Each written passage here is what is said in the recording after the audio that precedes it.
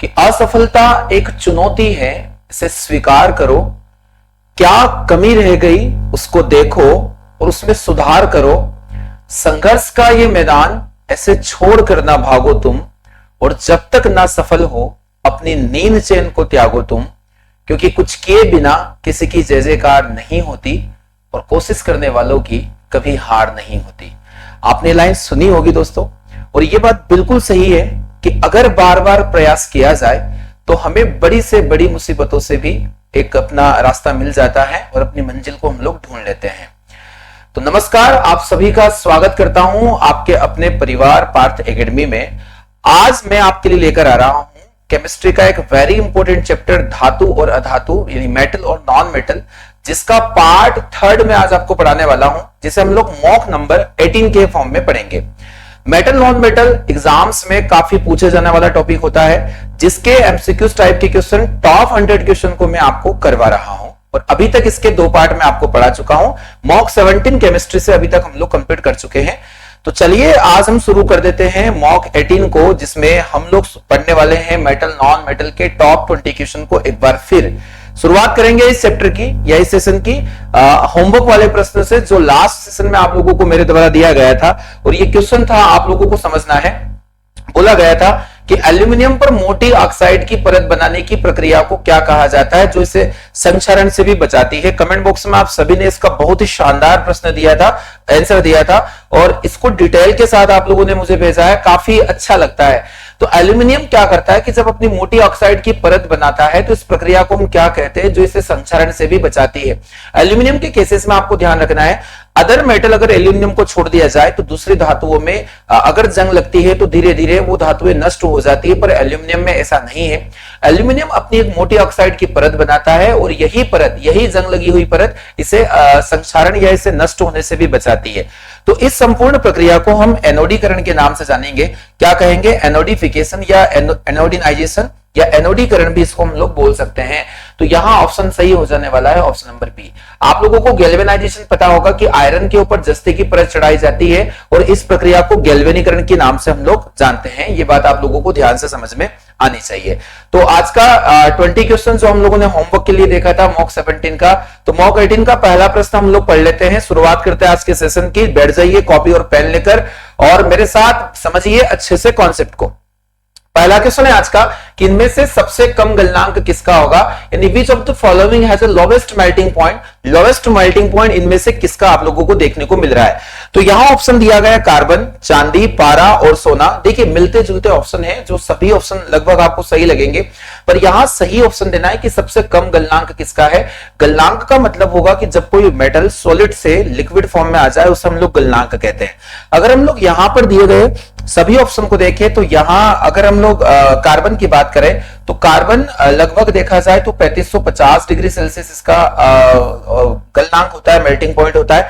वही अगर हम लोग चांदी की बात करें तो 961 यानी कि 961 डिग्री सेल्सियस के समथिंग चांदी का गलनांक होता है। वही पारा अगर हम लोग देखें तो -38.83 डिग्री सेल्सियस इसका गलनांक होता है, मेल्टिंग पॉइंट। और सोना अगर हम लोग देखें तो 1083 डिग्री सेल्सियस यानी 1083 डिग्री सेल्सियस इसका मेल्टिंग पॉइंट होता है।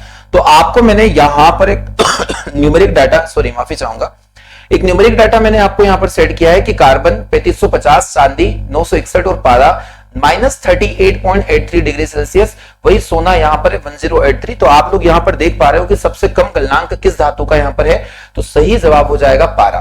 पारा जिसे हम लोग लिक्विड मेटल के नाम से भी जानते हैं, द्रव धातु इसे कहते हैं, क्योंकि ये सामान्य तापमान पर या रूम टेम्परेचर पर यह लिक्विड फॉर्म में देखने को मिलती है। सही जवाब इस प्रश्न का होने वाला है ऑप्शन नंबर सी। चलिए अगला क्वेश्चन देख लेते हैं। अगला क्वेश्चन आप ध्यान से पढ़िए और इसका मुझे फटाफट आंसर देना है आप लोगों को। तो अगला क्वेश्चन आप लोगों के लिए है, यहां पर बोला गया है कि विद्युत द्वारा किसी पदार्थ पर किसी वांछित धातु की परत का निक्षेपित करने की प्रक्रिया को क्या कहा जाता है। क्वेश्चन यहां पर पूछा गया है कि विद्युत विधि के द्वारा किसी पदार्थ पर किसी वांछित प्रक्रिया परत निक्षेपित करने की प्रक्रिया को क्या कहा जाता है। पहला ऑप्शन है इसके अंदर विद्युत लेपन या इलेक्ट्रोप्लेटिंग, यशत लेपन या गैल्वेनाइजेशन, यहां पर बोला गया रस्टिंग, और एक ऑप्शन है क्रिस्टलाइजेशन या क्रिस्टलीकरण।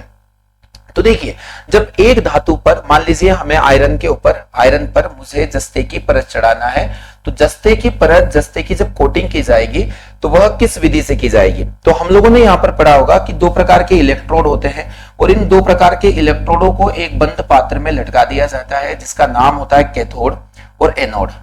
एक होता है कैथोड और एक होता है एनोड। तो कैथोड और एनोड में उन धातुओं को रख दिया जाता है जिनके ऊपर लेप करना होता है या जिनका लेप किया जाना है। तो जिस विधि के अंदर ये संपूर्ण प्रक्रिया दोहराई जाती है, इस विधि का नाम है इलेक्ट्रोप्लेटिंग मेथड, या इसे हम लोग कहेंगे विद्युत लेपन विधि के नाम से इसको हम लोग जानते हैं, यानी option number A electroplating method इसका सही जवाब हो जाना है जो आप लोगों ने पढ़ा है। सेकंड ऑप्शन यहां पर आप देख पा रहे होंगे कि गैल्वेनाइजेशन की प्रक्रिया में क्या होता है, तो लोहे पर जस्ते की परत चढ़ा दी जाती है, लोहे पर जस्ते की परत चढ़ा दी जाती है और इस संपूर्ण प्रक्रिया को हम गैल्वेनाइजेशन के नाम से जानते हैं। आयरन को रस्टिंग से बचाने के लिए ऐसा किया जाता है। तो ठीक है, यहां पर सही जवाब हम लोगों ने देखा ऑप्शन नंबर ए।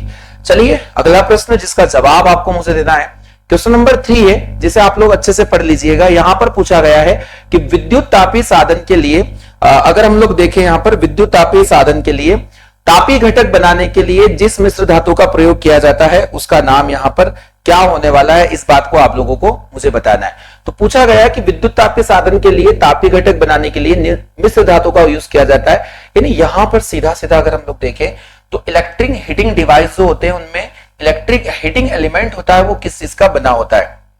तो यह प्रश्न आप लोगों से पूछा गया है। ऑप्शन यहां पर दिया गया है सोल्डर, मिश्र धातु इस्पात या फिर कोई नाइक्रोम या फिर जर्मन सिल्वर। तो सोल्डर आप लोगों को पता होगा कि लेड और टिन से मिलकर बना होता है। लेड और टिन यानी कि अगर हम लोग इसको देखें तो पीबी प्लस एसएन, सोल्डर की बात करें तो पीबी प्लस एसएन से मिलकर बना होता है सोल्डर। अगर हम लोग एलॉय की बात करें तो इस्पात जो होगा वो आयरन और कार्बन से मिलकर बना होता है, आयरन और कार्बन से मिलकर यह बना होता है। यह आप लोगों को ध्यान से समझना है। आगे हम लोग देख रहे हैं कि इसमें अगला ऑप्शन जो दिया गया है वो है नाइक्रोम। तो नाइक्रोम यहां पर दिया गया निकल और क्रोमियम से मिलकर बना होगा, निकल प्लस क्रोमियम। तो निकल प्लस क्रोमियम से मिलकर बना होता है नाइक्रोम। और जर्मन सिल्वर की बात करें तो इसमें सिल्वर नहीं होता, कॉपर, जस्ता और निकल।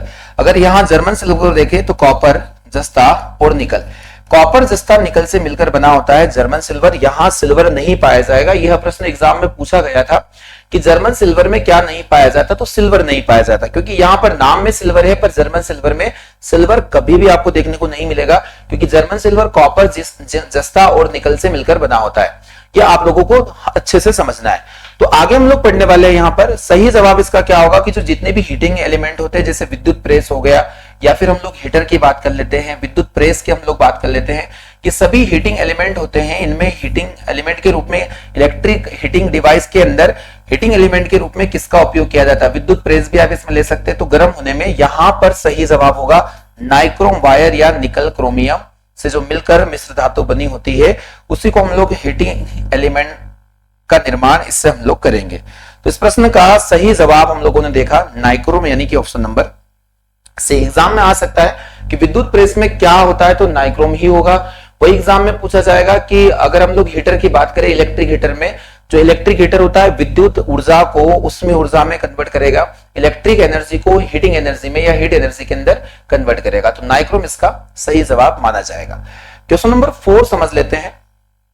देखिए क्वेश्चन नंबर 4 है, काफी अच्छा प्रश्न है, एग्जाम में पूछा जाने वाला क्वेश्चन है कि निम्नलिखित में से किसमें सिल्वर नहीं होता। और अभी मैंने आप लोगों से एक छोटे से टॉपिक पर डिस्कस किया है कि एक ऐसा एलॉय जिसके अंदर सिल्वर नहीं होता पर इसका नाम सिल्वर के अकॉर्डिंग रखा जाता है, उसका नाम है जर्मन सिल्वर। आप अगर पहला यहां पर ऑप्शन देखोगे जर्मन सिल्वर, तो जर्मन सिल्वर में सिल्वर नहीं होता। इसके अलावा अगर हम लोग लूनर कास्टिक देखें, रूबी सिल्वर देखें या लूनर कास्टिक जिसका फॉर्मूला AgNO3 होता है, सिल्वर नाइट्रेट बोलते हैं, जिसे हम लोग मतदान के समय स्याही के रूप में भी उपयोग करेंगे। वही अगर हॉर्न सिल्वर देखें तो AgCl, सिल्वर क्लोराइड को हॉर्न सिल्वर कहा जाता है, जो एक एस होता है किसका, चांदी का। वही जर्मन सिल्वर की बात करें तो जर्मन सिल्वर में सिल्वर नहीं पाया जाता, क्योंकि यह बना होता है कॉपर, जस्ता और निकल से। कॉपर, जस्ता, निकल से ये मिश्र धातु बनती है जिसका नाम हो जाता है जर्मन सिल्वर। जर्मन के बर्तन हमारे घरों में उपयोग किए जाते हैं और यह एक मिश्र धातु है जिसके अंदर सिल्वर नहीं पाया जाता। काफी महत्वपूर्ण क्वेश्चन है, आप इसके नोट्स में, अपने नोट्स में इस बात को जरूर लिखें कि जर्मन सिल्वर में सिल्वर नहीं पाया जाता। क्वेश्चन नंबर 5 देख लेते हैं। क्वेश्चन नंबर 5 है कि इनमें से कौन सा कथन सही है, which of the following statement is correct. दिए गए कथनों में से आपको एक सही स्टेटमेंट लगाना है कि कौन सा कथन यहां पर सही होने वाला है, इस बात का आपको जवाब देना है। चलिए यहां पर पहला ऑप्शन पढ़ लेते हैं कि सोना और चांदी तन्य नहीं होते, क्या यह सही बात है? तन्य नहीं होते तो यह तो बिल्कुल गलत होगा, क्योंकि सोना और चांदी डक्टाइल मेटल मानी जाती है, इनमें डक्टिलिटी बहुत ज्यादा होती है कि इन्हें हम लोग पतले तारों के रूप में आसानी से खींच सकते हैं। क्या फास्फोरस और नाइट्रोजन तन्य होते हैं? तो क्या यह बात सही है? तो बिल्कुल भी गलत होगी, क्योंकि ये नॉन मेटल है और नॉन मेटल में डक्टिलिटी का प्रॉपर्टी नहीं पाया जाता, इतना आप लोगों को समझना है। तांबा और प्लेटिनम तन्य होते, देखिए तांबा भी एक अगर देखा जाए तो काफी अच्छे से ये डक्टाइल प्रॉपर्टी रखती है अपने अंदर, और प्लेटिनम तो वैसे ही डक्टाइल प्रॉपर्टी वाला मेटल होता है क्योंकि उत्कृष्ट धातु की श्रेणी में आता है। तो यहां ऑप्शन नंबर सी बिल्कुल करेक्ट आंसर हो जाएगा इस प्रश्न के लिए। यहां ऑप्शन नंबर डी को भी पढ़ लीजिएगा।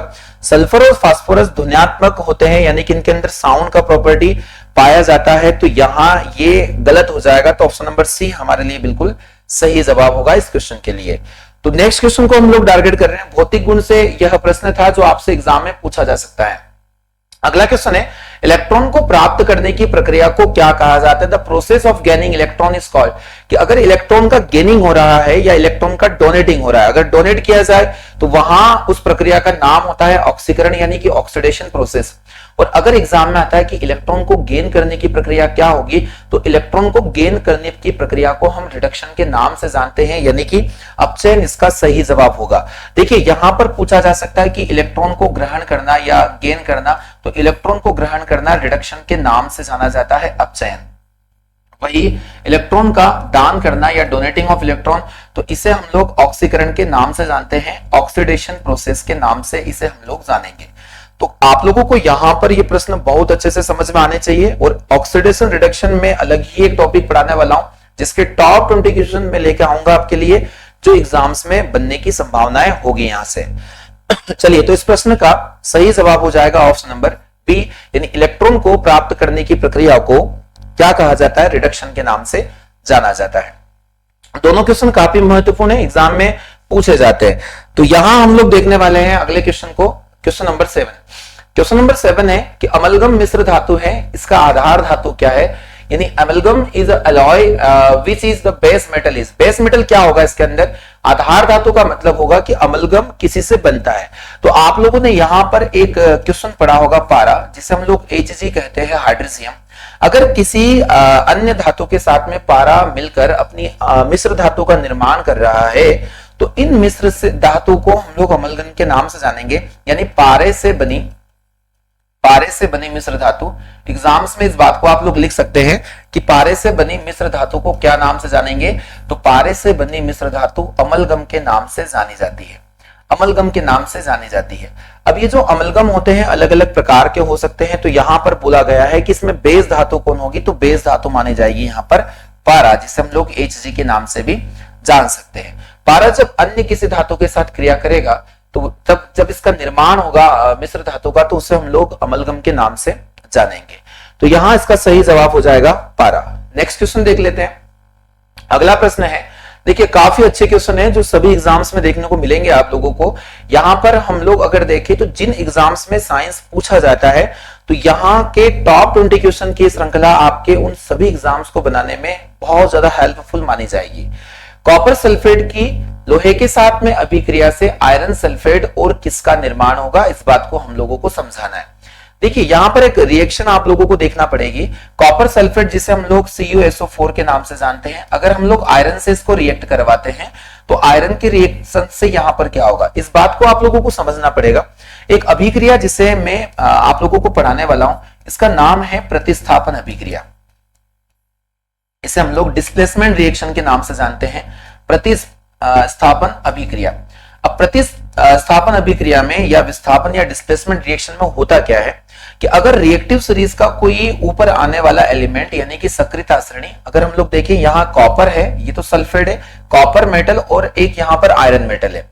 अगर कोई दो मेटल ऐसी हैं जो रिएक्शन में एक साथ भाग ले रही है, और अगर यह आयरन स्वतंत्र अवस्था में, क्योंकि इसकी जीरो ऑक्सीडेशन स्टेज आप लोगों को देखने को मिलेगी, तो अगर यह स्वतंत्र अवस्था में है और यह किसी आयन से या सल्फेट आयन से या ऑक्साइड आयन से जुड़ा हुआ है, तो यह कॉपर को रिप्लेस करेगा, क्योंकि आयरन सक्रियता श्रेणी में या रिएक्टिव सीरीज में कॉपर से कई गुना ज्यादा क्रियाशील होता है, और जो धातु क्रियाशील होगी वह उससे कम क्रियाशील धातु को क्या करेगी, रिप्लेस करेगी। तो आपको यहां पर यह समझना है कि iron more reactive than copper, इसलिए ये आयरन इस कॉपर को रिप्लेस करेगा, और रिप्लेस करने के बाद में यहां FeSO4 और यहां साथ में कॉपर जो है जो स्वतंत्र अवस्था में हो जाएगा जीरो ऑक्सीडेशन स्टेज में। तो आपको यहां पर यह समझना है ओनली कि यहां कॉपर सल्फेट जब आयरन से क्रिया करेगा तो आयरन इस कॉपर को रिप्लेस करेगा, क्योंकि ये ज्यादा रिएक्टिव है, ये कम रिएक्टिव है, इस वजह से यहां पर फेरस सल्फेट बनेगा और कॉपर स्वतंत्र हो जाएगा।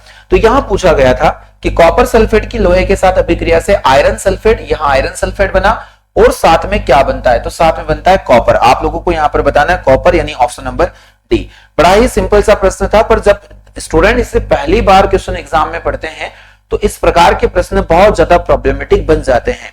तो इन क्वेश्चंस पर आप सभी को ध्यान देना पड़ेगा। चलिए, तो क्वेश्चन नंबर 8 का सही जवाब देख लिया हम लोगों ने, ऑप्शन नंबर डी। बढ़ते हैं अगले क्वेश्चन की तरफ। अगला प्रश्न आप लोग पढ़िएगा ध्यान से कि इनमें से कौन एक लोहे का अयस्क है, यानी कि फॉलोइंग इज एन आयरन और। आयरन और को यहां पर पहचानना है आपको कि आयरन किसके अंदर पाया जाएगा। क्या डोलोमाइट इसका सही आंसर होगा? तो अगर हम लोग डोलोमाइट की बात करें तो डोलोमाइट कैल्शियम और मैग्नीशियम का एक अयस्क होता है।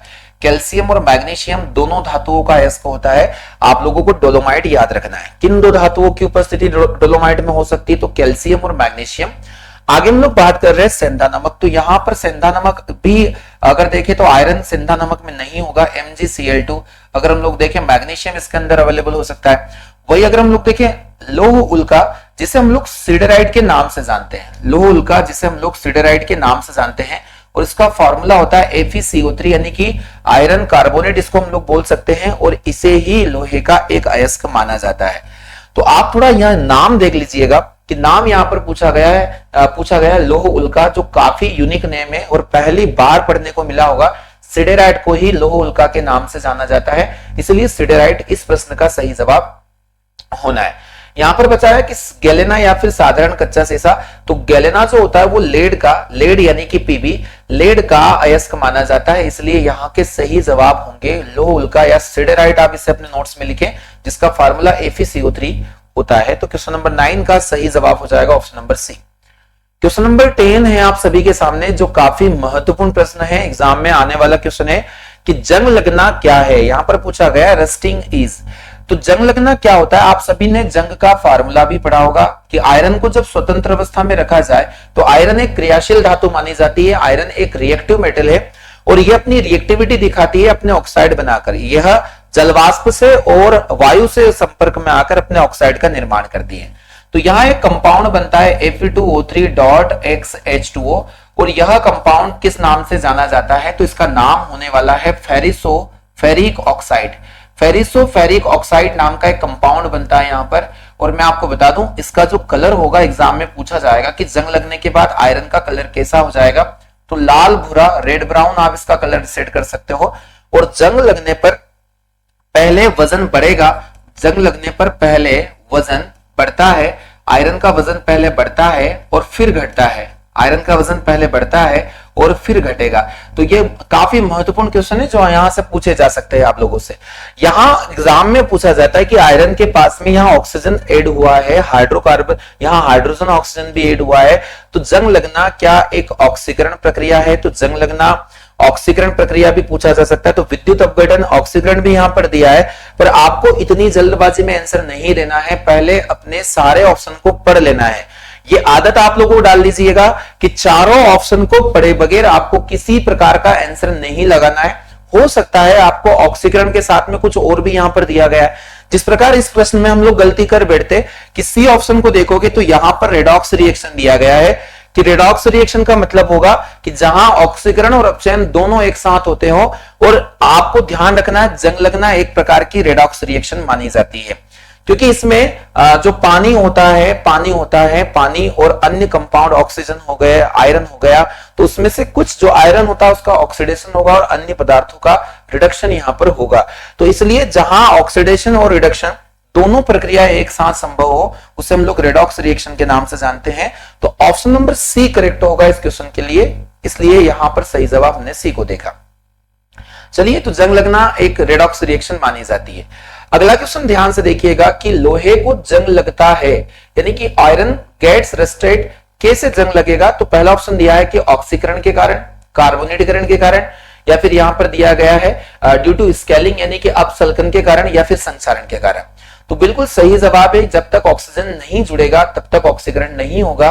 और आयरन के अंदर ऑक्सीजन के अणु जो है आके जुड़ जाते हैं, ये आयरन ऑक्साइड बना लेते हैं, और इसी के लिए हम फेरिसोफेरिक ऑक्साइड जंग का रासायनिक सूत्र बोलते हैं। तो इसका सही जवाब हो जाएगा ड्यू टू ऑक्सीडेशन, ऑक्सीकरण के कारण। ऑक्सीकरण वह प्रक्रिया होती है जिसमें ऑक्सीजन क्या होगा कि यहां इलेक्ट्रॉन दान किया जाता है, ऑक्सीकरण यहां पर पूछा जाएगा। तो ऑक्सीकरण इसका बिल्कुल सही जवाब होने वाला है। चलिए, तो यहां सही जवाब हम लोगों ने देख लिया। इसका फार्मूला मैंने आप लोगों से लास्ट जो क्वेश्चन था उसमें मैंने डिस्कस किया है बहुत अच्छे से, आप लोग वहां जाके इसको देख सकते हैं। क्वेश्चन नंबर 12 है कि जब लोहे में जंग लगती है तो उसका भार क्या हो जाता है? अभी मैंने समझाया है कि पूछा गया है कि when iron rust its weight, यहां पर इसका वजन पूछा गया, भार क्या होगा? इंक्रीज करेगा, डिक्रीज करेगा, उतना ही रहेगा, या फिर यहां पर पूछा गया है अनुमेय, यानी कि ये ऑप्शन थोड़ा सा अलग ही हो जाता है। आप लोगों को बताना है कि बढ़ेगा, घटेगा, या फिर उतना ही रहेगा। तो यहां पहला ऑप्शन देख लीजिए, यहां पर एक ऑप्शन होना चाहिए था कि पहले बढ़ेगा और फिर घटेगा। आयरन जब जंग लगती है तो उसके कंपाउंड बनते हैं, और उन कंपाउंड की वजह से इसका जो वजन होगा, भार, वो बढ़ जाता है। पर जब इन कंपाउंड को वहां से रिमूव किया जाए तो उसका वजन घट जाएगा। तो इसका सही जवाब तो होना चाहिए पहले बढ़ेगा फिर घटेगा, पहले बढ़ेगा और फिर घटेगा। तो इस प्रश्न का सही जवाब ये हो जाना चाहिए। तो यहां सही जवाब इसका हो जाएगा इंक्रीज, यानी कि ऑप्शन नंबर ए। आप अगर इस प्रकार का कोई क्वेश्चन आता है तो वहां पर आपको बढ़ता ही लगाना है। क्वेश्चन नंबर 12 के लिए हम लोगों ने सही आंसर देखा, जिसका जवाब हो जाएगा बढ़ता है। चलिए, क्वेश्चन नंबर 13 है आप सभी के समक्ष। पूछा गया है कि इनमें से क्या रासायनिक अभिक्रिया नहीं है, यानी which of the following is not chemical reaction. दो प्रकार के चेंजेस होते हैं और ये दो प्रकार के परिवर्तन आप लोगों को पता होना चाहिए। जैसे एक परिवर्तन जिसे हम लोग केमिकल चेंजेस के नाम से जानते हैं, जिसे रासायनिक परिवर्तन के नाम से जानते हैं, और एक परिवर्तन होता है भौतिक परिवर्तन। और भौतिक परिवर्तन में क्या होगा, जिसे हम लोग फिजिकल चेंजेस के नाम से जानते हैं। देखिए, अगर हम इन शॉर्ट इसे समझें कि अगर A प्लस बी, मैंने दो रिएक्टेंट लिए और A प्लस बी मिलकर A और B का निर्माण हो रहा है, और अगर ये A और B पुनः A और B में कन्वर्ट नहीं हो सकते, इसका मतलब आप जान सकते हैं कि दूध दही में बदल जाता है। क्या दही से वापस दूध हम बना सकते हैं? तो नहीं। तो जिस प्रकार के चेंजेस में अगर हम A और B से AB का निर्माण करें पर AB पुनः A और B में कन्वर्ट ना हो, उसे हम लोग केमिकल चेंजेस के नाम से जानेंगे। यहां अभिकारकों से उत्पाद बनेगा, यानी रिएक्टेंट से प्रोडक्ट बनेगा, परंतु प्रोडक्ट फिर से रिएक्टेंट में कन्वर्ट नहीं हो सकता, तो इसे हम लोग केमिकल चेंजेस के नाम से जानते हैं। वही अगर भौतिक परिवर्तन को देखें तो भौतिक परिवर्तन में A प्लस बी मिलकर एक रिवर्सिबल साइन के साथ इसे हम लोग शो करेंगे। ये AB का निर्माण तो करते हैं पर ये AB पुनः A और B में कन्वर्ट हो जाता है। जैसे अगर हम लोग देखें बर्फ का पिघलना, तो पिघली हुई बर्फ से जो पानी बनता है उस पानी को फिर से हम लोग फ्रीज करके बर्फ का निर्माण कर सकते हैं, इसलिए बर्फ का पिघलना एक भौतिक परिवर्तन के अंतर्गत आएगा। और अगर दूध का दही में बदलना रासायनिक परिवर्तन। तो आप लोग यहां पर देख लीजिएगा क्या रासायनिक अभिक्रिया नहीं है। कागज का जलना यहां पर क्या रासायनिक अभिक्रिया है, या फिर भोजन का पचना, पानी का भाप में बदलना, conversation of water into steam. तो ये आप लोगों का आ जाएगा ऑप्शन नंबर सी, यानी कि conversion of water into steam, यानी पानी का भाप में बदलना एक भौतिक परिवर्तन के अंतर्गत आता है, यह रासायनिक अभिक्रिया नहीं है। इसके अलावा कागज का जलना ऑक्सीजन हो रहा है यहां पर, तो ऐड होगा। भोजन का पाचन भी एक रासायनिक प्रक्रिया में, और कोयले का दहन या कोयले का जलना भी या बर्निंग ऑफ कोल भी एक प्रकार का रासायनिक परिवर्तन माना जाएगा। ऑप्शन नंबर सी इस प्रश्न का बिल्कुल सही जवाब होगा। देखिए, फिजिकल चेंजेस और केमिकल चेंजेस को लेकर हर बार हर शिफ्ट में कोई ना कोई क्वेश्चन एग्जाम में जरूर आता है, इसलिए इस टॉपिक को बहुत अच्छे से हम लोग पढ़ने वाले हैं। मैं स्पेशल क्वेश्चन यहां से लेकर आऊंगा, जो 20 क्वेश्चन की सीरीज होगी, तो मैं 2 वीडियो इसके स्पेशल बनाने वाला हूं फिजिकल और केमिकल चेंजेस को लेकर। चलिए अगला क्वेश्चन देख लेते हैं। अगला है नेक्स्ट क्वेश्चन आप देख सकते हैं, क्वेश्चन नंबर 14 है कि जंग से बचाने के लिए लोहे से बने पानी के पाइपों पर जस्ते की परत चढ़ा दी जाती है, यानी जिंक का कोटिंग कर दिया जाता है, इसको हम क्या कहेंगे? आप सभी ने इस प्रश्न को काफी अच्छे से पढ़ा है कि अगर आयरन के ऊपर जस्ते की परत चढ़ाई जाती है तो इस प्रक्रिया को गैल्वेनीकरण के नाम से हम लोग जान देंगे, यानी कि यशदीकरण भी इसका हो सकता है, यशदीकरण भी इसे हम लोग बोल सकते हैं, या इसका नाम यशदीकरण या यशद लेपन भी इसे हम लोग बोल सकते हैं, यशद लेपन या गैल्वेनीकरण, गैल्वेनीकरण की प्रक्रिया। और इस प्रक्रिया में आप सभी को ध्यानपूर्वक समझना है कि लोहे पर जस्ते की परत चढ़ाई जाती है, क्योंकि जस्ता एक एंटी रस्टिंग प्रॉपर्टी का मेटल माना जाता है जो उसे जंग से बचा लेता है। तो इसके तीन नाम जो हम लोगों ने पढ़े हैं, गैल्वेनीकरण, यशद लेपन और यशदीकरण या गैल्वेनाइजेशन, इसे हम लोग शॉर्ट में कहेंगे। तो सही जवाब हो जाएगा क्वेश्चन नंबर 14 के लिए ऑप्शन नंबर डी इसका सही जवाब होगा। वल्कनीकरण क्या होगा? तो यहां पर हम लोग जो रबर होता है उसमें सल्फर मिला देते हैं, है ना, रबर में सल्फर मिला देते हैं, वल्कनीकरण रबर से संबंधित प्रक्रिया को माना जाता है। क्वेश्चन नंबर 15 देख लेते हैं। 15 क्वेश्चन आप लोगों को ध्यान से पढ़ना है, क्या दिया गया है यहाँ पर। तो 15 क्वेश्चन आप लोगों के सामने है और पूछा गया बर्तन बनाने में प्रयुक्त जर्मन सिल्वर एक मिश्र धातु है। जर्मन सिल्वर में इनमें से क्या देखने को मिलेगा? आपको जवाब देना है। जर्मन सिल्वर में इनमें से कौन सी एक मिश्र धातु पाई जाती है? आप लोगों को इस प्रश्न का सही जवाब मुझसे देना है। यहां पर पहला ऑप्शन हम लोग पढ़ लेते हैं कि जर्मन सिल्वर, जिसमें सिल्वर तो नहीं होगा, तो जहां आपको सिल्वर देखने को मिले, ये हुबहू एग्जाम में आया हुआ प्रश्न है जो आप लोगों को दिखने को मिल रहा है। यहाँ सारे प्रीवियस क्वेश्चन और एग्जाम में जितनी भी अपकमिंग एग्जाम्स है उसमें जितने भी क्वेश्चन आ सकते हैं, मैं उन सभी को टारगेट कर रहा हूं। तो क्या इसमें सिल्वर होगा? तो जितने भी सिल्वर वाले ऑप्शन है आप उन्हें हटा दीजिए, क्योंकि इसमें सिल्वर नहीं पाया जाएगा। तो यहाँ एक ही ऑप्शन में सिल्वर था, बाकी के ऑप्शन को हम लोग समझ लेते हैं। कॉपर, जिंक और निकल, कॉपर, जिंक और एल्यूमिनियम या कॉपर, निकल और एल्यूमिनियम। तो मैंने अभी थोड़ी देर पहले आपको बताया था कि जर्मन सिल्वर में कॉपर, कॉपर के साथ में जिंक और जिंक के साथ में यहां निकल, ये तीन धातुओं का जो मिश्रण होगा इसे हम लोग जर्मन सिल्वर के नाम से जानते हैं। आपको इसे याद रखना है कि कॉपर जो जर्मन सिल्वर है उसमें सिल्वर नहीं पाया जाता और यह कॉपर, जिंक, जस्ता और निकल से मिलकर बना होता है। इस प्रश्न का सही जवाब हो जाएगा option number B. Question number 16 समझ लेते हैं जल्दी से। क्वेश्चन नंबर 16 है हमारे सामने कि कांच क्या होता है। देखिए बहुत ही छोटा प्रश्न है पर एग्जाम्स में आने वाला प्रश्न माना जाता है कि ग्लास क्या है या कांच किसे कहते हैं। क्या कांच एक अति तृप्त ठोस माना जाता है? क्या अगर हम लोग देखें, क्या ग्लास को हम सुपर कोल्डेड लिक्विड या अतिशीतित द्रव बोलते हैं? क्या यह अतिशीतित गैस होती है और अति तृप्त द्रव होता है? सभी लोग जब इसे पहली बार पढ़ते हैं तो इसका जवाब देते हैं कि कांच तो एक ठोस होता है। तो यहाँ ठोस वाला ऑप्शन जो है ना, अति तृप्त ठोस लगाकर समझेंगे कि हम लोगों ने इस प्रश्न को बिल्कुल सही किया।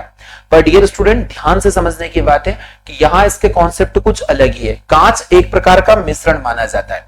अगर हम कांच को देखें तो यह एक प्रकार का मिश्रण होता है और यह एक सुपर कोल्डेड लिक्विड होता है जिसे हम लोग अतिशीतित द्रव के नाम से जानते हैं। कांच एक प्रकार का अतिशीतित द्रव माना जाता है। कांच एक मिश्रण है जिससे कौन कौन सी धातुओं के मिश्रण होते हैं। तो अगर हम लोग यहां पर देखें, कांच बना होता है कैल्शियम सिलिकेट। आप लोगों को लिख लेना है कांच किसका मिश्रण है, कैल्शियम सिलिकेट। फिर यहां पर हम लोग देखेंगे sodium silicate, sodium silicate, sodium silicate, calcium silicate, sodium silicate और एक हो जाएगा सिलिका। कि तीन चीजों का मिश्रण होता है कांच। आप यहां पर इस कंपोजिशन को अच्छे से लिख लें, सोडियम सिलिकेट, कैल्शियम सिलिकेट और सिलिका।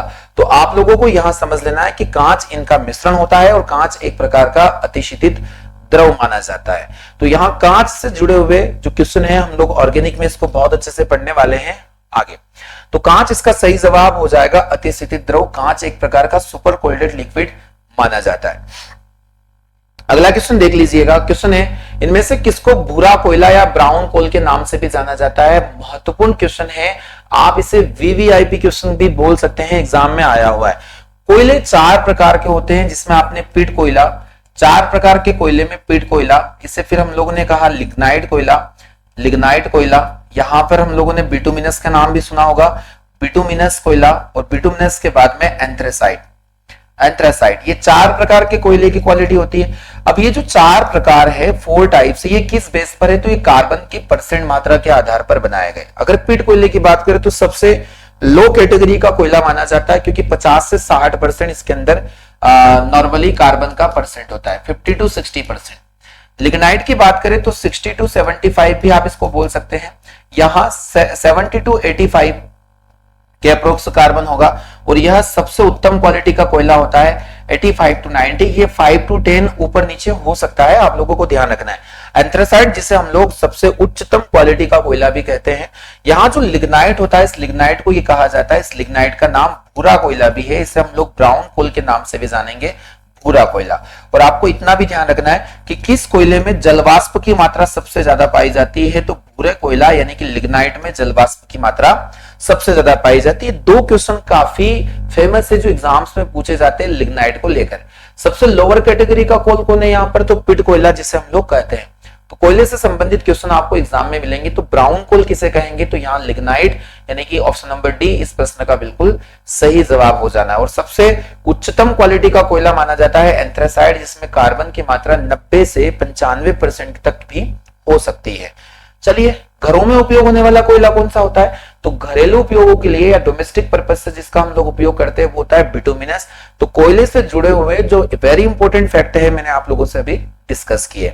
चलिए, कोयले को हम लोग ऑर्गेनिक केमिस्ट्री में बहुत अच्छे से कवर करने वाले हैं। अगला क्वेश्चन है, क्वेश्चन नंबर 18 है, किस लौह अयस्क में 72% आयरन पाया जाता है? यह आप लोगों को बताना है। मेटल नॉन मेटल से काफी ज्यादा प्रश्न एग्जाम में पूछे जाते हैं, उन्हीं को हम लोग कवर कर रहे हैं। तो क्वेश्चन नंबर 18 है कि अगर हम लोग यहाँ आयरन के अयस्कों की बात करें तो आप लोगों ने हेमेटाइट का नाम जरूर सुना होगा। हेमेटाइट, वही हम लोग देखें मैग्नेटाइट। मैग्नेटाइट भी आयरन का एक अयस्क होता है। अगर हम लोग देखें आयरन पायराइट, जिसे बेवकूफों का सोना Fe2, सिडेराइट, सिडेराइट, सिडेराइट, जिसका क्वेश्चन आज हम लोगों ने देखा था FeCO3, है ना। एक अयस्क और मैं आपको बताने वाला हूं, लिमोनाइट, लिमोनाइट। ये सभी अयस्क किसके होते हैं? आयरन के होते हैं। परंतु इन सभी में अगर हम सिडेराइट की बात करें तो 47% ही इसके अंदर आयरन मिलेगा। वही अगर हम हेमेटाइट की बात करें तो अप्रोक्स 70% इसके अंदर आयरन अवेलेबल होगा। मैग्नेटाइट में सबसे अधिक आयरन, जिसमें टोटल 72% आयरन इसके अंदर प्रेजेंट होता है। आप सभी को ध्यान रखना है कि मैग्नेटाइट, जिसे हम लोग प्राकृतिक मैग्नेट के नाम से भी जानते हैं या प्राकृतिक चुंबक, इसमें टोटल 72% अगर देखें तो आयरन इसके अंदर मिल सकता है। सही जवाब हो जाएगा इसका ऑप्शन नंबर ए, मैग्नेटाइट, जिसे प्राकृतिक चुंबक या मैग्नेट के नाम से भी हम लोग जानते हैं। क्वेश्चन नंबर 19 समझ लेते हैं। 19 प्रश्न है कि यहाँ मिश्र धातुओं के भी क्वेश्चन अब आने स्टार्ट हो गए हैं, आप लोगों को ध्यान से समझना है। मिश्र धातु और इस चैप्टर से सबसे ज्यादा महत्वपूर्ण टॉपिक होता है कमर्शियल नेम। अलग अलग प्रकार के कंपाउंड होते हैं, उन्हें व्यापारिक दृष्टिकोण से किस नाम से जाना जाता है? एग्जाम्स में इसके प्रश्न काफी ज्यादा पूछे जाते हैं। तो सोल्डर किन 2 धातुओं के मिश्र धातु का बना है? तो सोल्डर की बात करें जो 2 धातुओं को ज्वाइन करने के काम आता है, तो सोल्डर की अगर हम लोग बात करें तो सोल्डर बना होता है लेड और टिन से। लेड और टिन से, लेड और टिन से सोल्डर का निर्माण होता है। तो चलिए ऑप्शन हम लोग देख लेते हैं। लेड और टिन, लेड और जिंक यहां पर दिया गया है, टिन, लेड और टिन। ऑप्शन नंबर डी देख लीजिएगा आप लोग, ऑप्शन नंबर डी, टिन और सीसा। लेड को हम सीसा के नाम से भी जानते हैं, सीसा के नाम से भी इसको हम लोग जानते हैं। तो चलिए, यहां पर मिश्र धातुओं से भी क्वेश्चन पूछे गए थे। एक अंतिम प्रश्न है जो आप सभी को होमवर्क में इसका जवाब मुझे देना है। कमेंट बॉक्स में जाकर डिटेल नोट्स के साथ इसके आप मुझे जवाब दें कि प्रति अम्ल, जिसे हम लोग एंटासिड के नाम से भी जानते हैं, प्रति अम्ल के रूप में प्रयोग किया जाने वाला क्षारक इनमें से कौन सा है? जिसे जब एसिडिटी हो जाती है तो उसे एज एंटासिड हम लोग लेते हैं। यह कंपाउंड कौन सा होता है? तो आपको यहां पर पहला ऑप्शन दिया गया calcium hydroxide, beryllium hydroxide, magnesium hydroxide, और एक दिया गया है यहां पर सिल्वर हाइड्रोक्साइड। तो सारे ऑप्शन एक जैसे हैं, आप लोगों को बताना है कि कौन सा क्षार है जो प्रति अम्ल के रूप में काम करता है जब एसिडिटी हो जाती है, तो जिसका सेवन हम लोग एसिडिटी को कम करने के लिए करते हैं। तो दोस्तों, आज आप लोगों ने यहाँ पर टॉप 20 क्वेश्चन को देखा, जो धातु अधातु से हम लोगों ने इसका 3rd पार्ट पढ़ा है। कल में लेके आने वाला हूं इसका 4th पार्ट। आप सभी सीरियस होके इन सभी सेशन को अच्छे से देखा कीजिए, क्योंकि यहां से प्रश्न, मैं आपसे बोल रहा हूं, यहां से प्रश्न काफी ज्यादा एग्जाम में कॉपी होंगे, सीधा कॉपी होंगे। आप लोग अभी अच्छे से इसको पढ़ते चलिए, इसलिए नोट्स बनाइए और समय समय पर उनका रिविजन कीजिए। आज के सेशन में इतना ही। मिलते हैं हम लोग नेक्स्ट सेशन में, तब तक अपना ख्याल रखें।